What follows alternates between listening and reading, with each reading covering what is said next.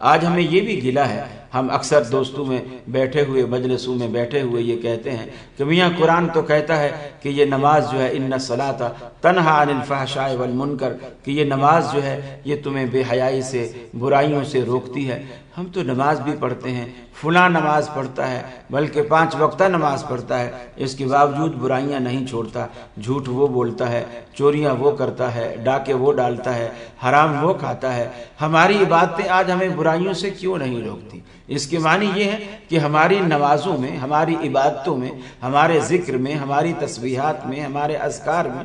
وہ روح ہی باقی نہیں ہے، وہ اخلاص، وہ روح جس کی افادیت ہماری زندگی کے اوپر، جس کے ثمرات اور نتائج مرتب ہونے ہوتے ہیں، ہماری نمازیں ان روحانی ثمرات سے بالکل خالی اور عاری ہیں۔ اور اس کی وجہ یہی ہے کہ ہم یا تو اخلاص کے ساتھ اور ان چیزوں کے ساتھ، ان لوازمات کے ساتھ جو اللہ رب العالمین نے پابند کیے ہیں۔ ظاہر بات ہے عبادت کی قبولیت کے لیے حلال روزی پہلی اور اولین شرط ہے۔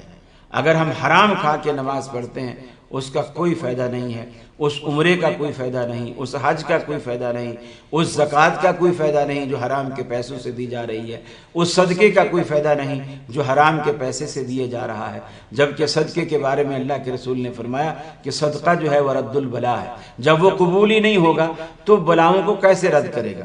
سب کچھ اس میں سے ختم ہو جاتا ہے، وہ کھوکھلی سی ہو جاتی ہے صرف ایک حرام کے ارتکاب سے۔ اب آپ اس سے اندازہ لگائیے کہ حرام کا ارتکاب جو ہے یہ کوئی معمولی جرم نہیں ہے، اور اللہ رب العالمین نے